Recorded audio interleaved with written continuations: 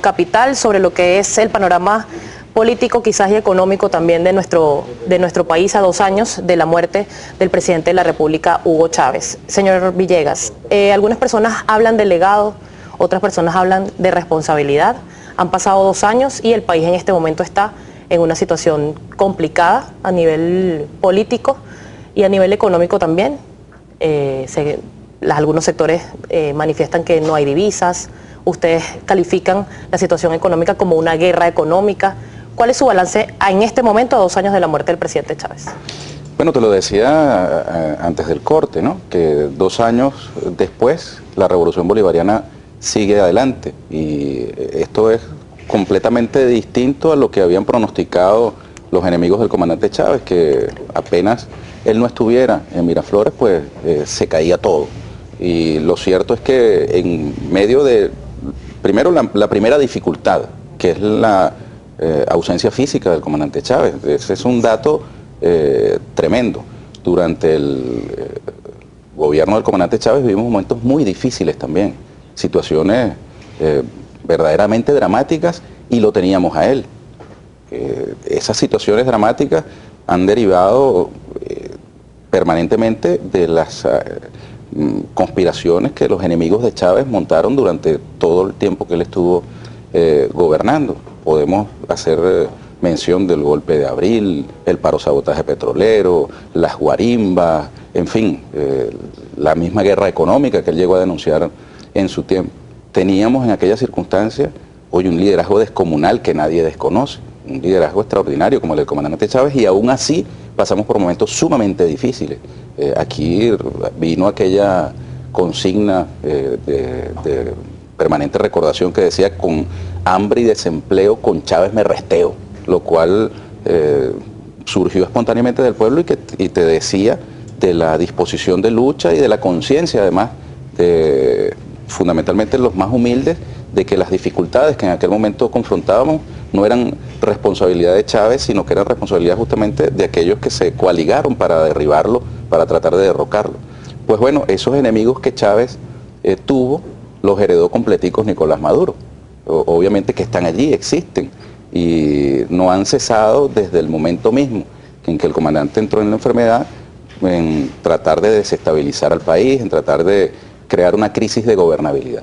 Estas dificultades por las cuales atravesamos, particularmente las que tienen que ver con el ámbito económico, derivan en buena medida de esa misma estrategia, lo cual no quiere decir que durante el gobierno del comandante Chávez y durante el gobierno del presidente Maduro, que son el mismo gobierno, pues no se hayan podido cometer errores y no haya cosas que rectificar, mejorar, optimizar, obviamente. Precisamente si fue el mismo escenario que hace que en este momento sea más complicada la situación, en el caso de la economía o en el tema político también.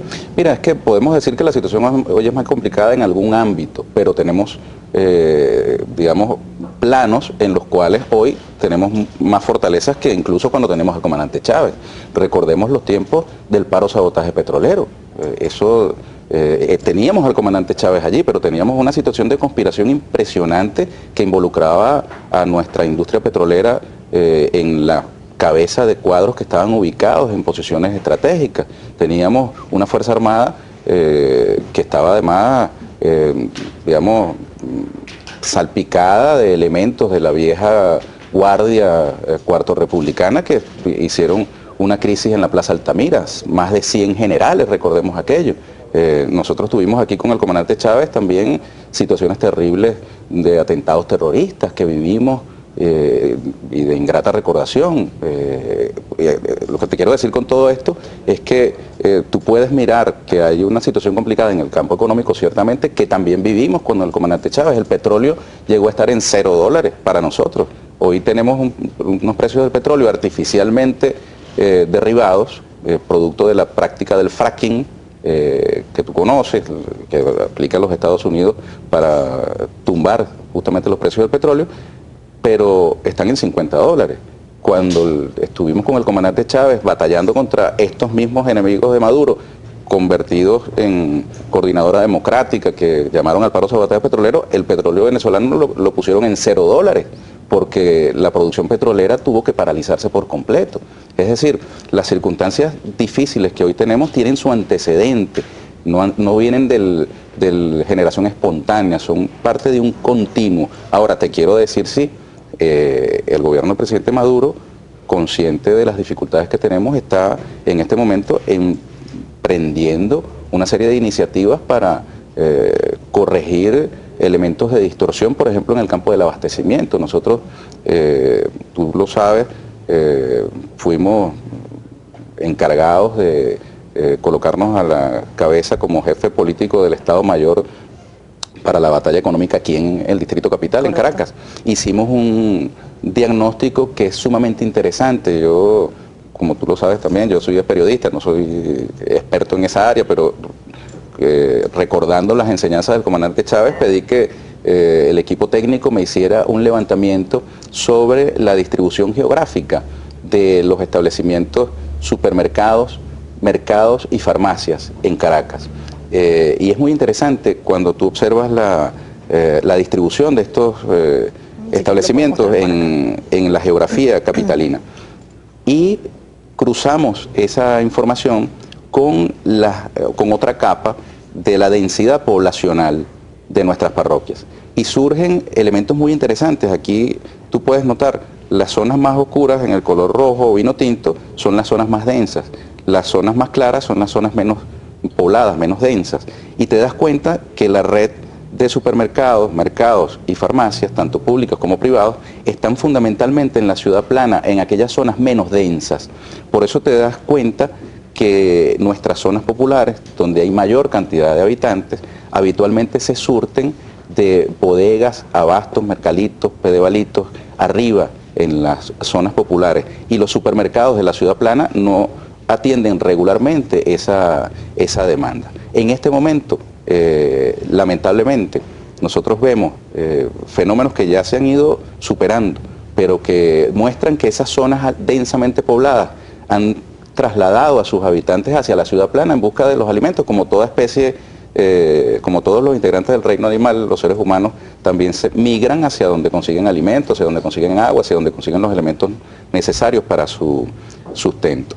Y la clave está justamente en que los productos básicos de primera necesidad vuelvan a subir hacia las zonas populares para que nuestro pueblo... para que vuelvan a subir? Exactamente, ese es el gran desafío que tenemos, y nosotros desde el Distrito Capital, desde el gobierno del Distrito Capital, desde la Alcaldía de Caracas, estamos conjuntamente con el Ministerio de la Alimentación asumiendo eso como la primera prioridad, y lo hemos comenzado a hacer con la apertura de una nueva figura que son los pedemercalitos, que están ya estimados, de acuerdo con el Ministerio de Alimentación, que tiene la competencia, en 1000 pedemercalitos que deben funcionar en las zonas populares para que nuestro pueblo no tenga que trasladarse hacia las zonas de la ciudad plana en busca de estos productos básicos. Para ello nosotros hemos convocado a nuestros cuadros de los círculos de luchas populares, de las unidades de batalla Bolívar Chávez, a levantar la información en el terreno, en cada una de nuestras parroquias, para determinar dónde están, por ejemplo, los bodegueros, los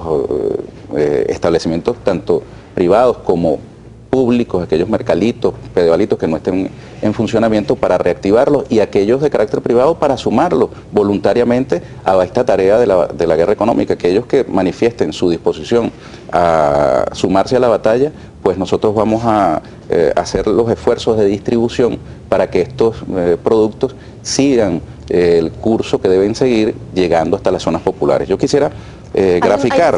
Hay un fenómeno en cuanto al abastecimiento. ¿Sí? Muchas personas denuncian no encontrar determinados productos de determinadas marcas de su preferencia. ¿Por qué o qué fenómeno o cómo va a ser, en este caso, el Estado Mayor Económico para frenar que ese abastecimiento esté en la economía informal? Porque no está en el supermercado, pero el buhonero lo tiene. Es una mafia. ¿Cómo se va a atacar esa mafia? El fenómeno de la reventa justamente se da de forma preferente con digamos, con esta sobredemanda sobre los establecimientos de la ciudad plana. Pero si tú logras, como lo vamos a lograr, llevar los productos hasta el barrio, te pongo un ejemplo, el barrio 70 del Valle. La gente, además que hay un nivel de organización popular en el barrio, con la participación activa de los consejos comunales, de las comunas, la gente del barrio sabe quién vive allí.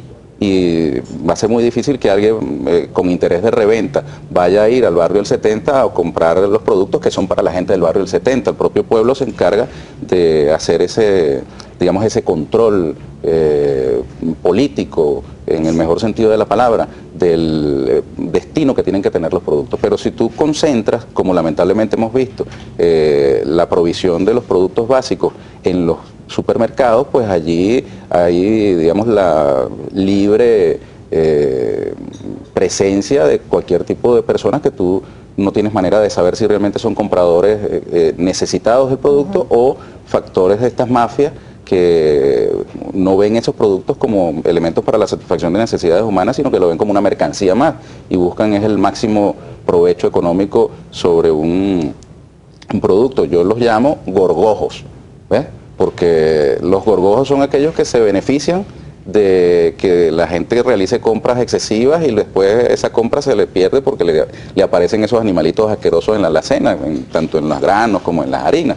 Bueno, hay otros animalitos que generan también beneficio para sí de ese fenómeno, que son estos elementos que propician la compra excesiva de un determinado producto, que perjudica al que las hace porque al final le aparece el bendito gorgojo en la alacena y perjudica al otro que venía detrás, y que lamentablemente eso es de lo que más molestia genera. Cuando tú haces un esfuerzo personal, inviertes un tiempo para ir a comprar, y de pronto entonces el que tienes tú delante es el último que se lleva o la paca de un determinado producto que realmente podría alcanzar para muchos. Este fenómeno justamente no tendrá solución si nosotros nos concentramos en las redes de supermercados, que tienen un papel que cumplir, pero la clave está, como te he dicho, en que los productos vayan a las bodegas, vayan a los abastos, vayan a los pedemercalitos, y esa es la línea central que nosotros nos hemos trazado. Te decía que estamos procediendo a la identificación en el terreno de estos establecimientos. Ya comenzamos, por ejemplo, en días pasados se inauguró un pedemercalito en el 23 de enero. La idea es que podamos estos 1000 pedemercalitos pues de manera lo más rápida posible, y por supuesto corregir aquellos errores o distorsiones que hayan podido conducir a que establecimientos similares en el pasado hayan cerrado o se hayan quedado desabastecidos. Por eso el plan que el Ministerio de Alimentación ha planteado incluye la creación de centros de acopio parroquial y centros de acopio comunal, de modo que estos establecimientos no tengan tampoco que hacer una procura lejana de sus productos, sino que cerca de la comunidad haya centros de acopio suficientes. Nosotros en el Gobierno del Distrito Capital y en la Alcaldía de Caracas ya hemos identificado almacenes, lugares incluso con capacidad de frío que están en capacidad de asumir la provisión comunal y parroquial de estos establecimientos. Yo te quería mostrar rápidamente este cuadro porque muestra la distorsión que lamentablemente existe en la distribución de las farmacias, supermercados y mercados. Hay fenómenos como el de la parroquia Macarao. Allí hay 47.851 habitantes y hay un mercado, lo cual quiere decir que hay 0,21 mercados por 10.000 habitantes. Y tenemos una farmacia, lo cual quiere decir que son 0,21 farmacias por 10.000 habitantes. Pero tenemos casos como los de la parroquia El Recreo, que con 112.000 habitantes tiene 9 mercados, lo cual quiere decir que tiene 0,80 mercados por 10.000 habitantes, tiene 6 farmacias, quiere decir que tiene 0,42, es decir, el doble de la parroquia Macarao. Pero la parroquia Catedral, que tiene apenas 12.777 personas, tiene 2 mercados, lo que equivale a 1,57 mercados por cada 10.000 habitantes, y tiene 14 farmacias, lo cual quiere decir que tiene casi 11 farmacias por cada 10.000 habitantes. Es decir, hay una distorsión tremenda. Lo mismo podemos señalar a la parroquia Sucre, que tiene 345.000 personas con 15 mercados, 0,43 mercados por cada 10.000.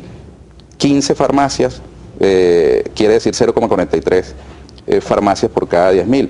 En fin, no está distribuida la ciudad de manera equilibrada en esos equipamientos urbanos, y un desafío que tenemos como sociedad, que tiene la Revolución Bolivariana, es equilibrar estos mecanismos de distribución para que la gente no tenga que desplazarse desde su sitio de residencia hacia los lugares donde hayan los productos básicos. Esto te denuncia, discúlpeme rápidamente, la distribución capitalista de esto, porque el capitalismo le coloca estos establecimientos por donde la gente pasa a sus trabajos, hacia sus sitios de estudio y no donde la gente vive, que es